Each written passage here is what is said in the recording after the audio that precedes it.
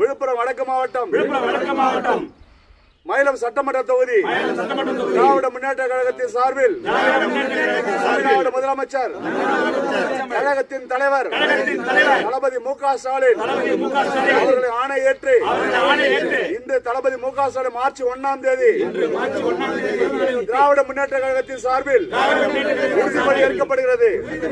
கழக தோழர்கள் அனைவரும் வல்லம் வடக்கு ஒன்றியத்தின் சார்பில் 25 ஊராட்சிகளிலும் 100 கிளைக்கழகங்களிலும் அனைத்து கழக தோழர்களும் இதன் மூலம் உறுதிமொழி ஏற்க வேண்டும் என்று வல்லம் ஒன்றிய திராவிட முன்னேற்ற கழகத்தின் சார்பில் வேண்டுகோள் விடுக்கப்பட்டு வல்லம் ஒன்றிய திமுக சார்பில் ஒன்றிய கழக நிர்வாகிகள் ஒன்றிய செயலாளர் அண்ணாதுரை தலைமையில் இந்த உறுதிமொழி ஏற்கப்படுகிறது. உறுதிமொழி 1,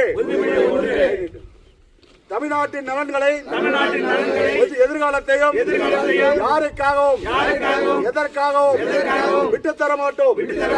2, தமிழ்நாட்டின் உரிமைகளுக்காக ஒன்றுபட்டு போராடுவோம்.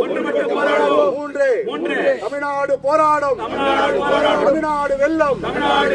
இதுதான் ஒரே இலக்கு. வாழ்க தலைவர் தளபதி, வாழ்க தலைவர் தளபதி. சின்னவர் உதயநிதி, வாழ்க தலைவர் தளபதி.